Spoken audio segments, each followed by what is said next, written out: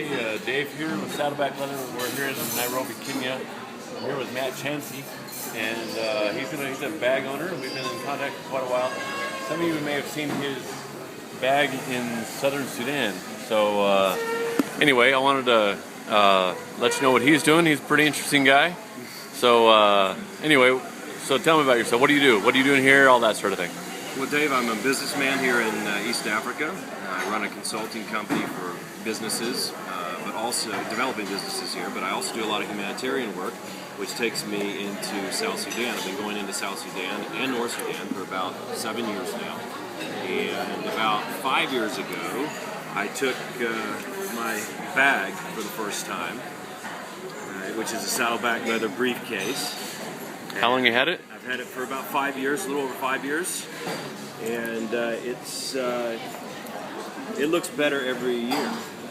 It's been very rugged. It's held up under extreme temperatures, and everything from riding in the back of a lorry to hanging on for dear life on a Chinese motorbike, crossing rivers on oil barrels lashed to a few sticks, and in the back of an Antonov cargo plane. So it's been everywhere. So get this. Now this is the lining we put in here so the leather doesn't stretch. We've repaired it. We fixed this in the belt loop here.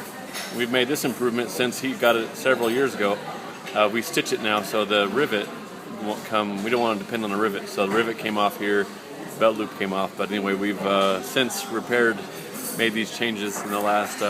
Since you bought it, what, 5 years ago? Something like that? Yeah, almost about 6 years ago. You got it? Nearly 6 years. Yeah. Hey, so tell the story about you in Sudan with the bag and this. You had the bag in the satchel. What'd you have? I'm sorry? What'd you take on that plane flight? You told me the other day that. Tell me about that. Well, I took this bag to the Nuba Mountains when the war started in North Sudan, right on the southern border, last April. I took this bag in early July into the mountains. I also took a satchel, and I was able to get all my gear in there. We stayed 2 weeks, and dodging bombers, which were dropping bombs in that area during the time. And so it held up very well. I was able to pack 2 weeks worth of supplies in this one bag, and I had a little overflow in the satchel just for cameras and things like that, which I needed. But my record is 21 days. I've been able to stay in the bush for 21 days just using the briefcase.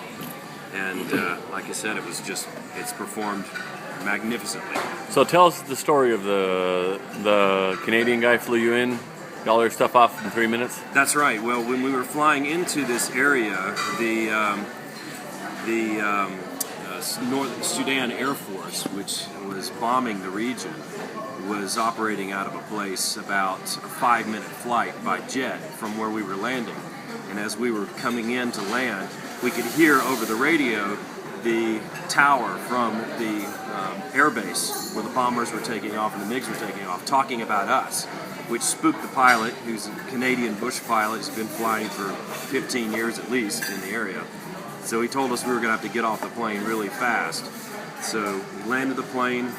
We jumped off the plane, threw all the cargo off the plane, jumped in a pickup truck, and just headed out. And he took off probably within 5 minutes.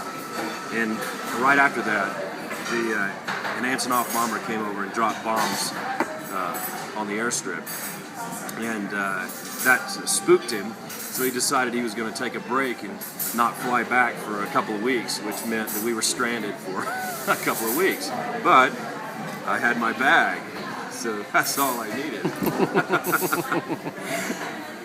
Anyway, hey, thanks, Matt. We're here in Nairobi, Kenya, and he's one of my favorite family members here in the Saddleback Leather family. So anyway, if you look on one of the pages there's some pictures of some guys in soccer outfits sitting around. That's right.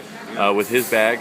They're in South Sudan. Those are refugees. From Darfur, yeah. From Darfur, refugees. So yeah. Anyway, thanks, Matt.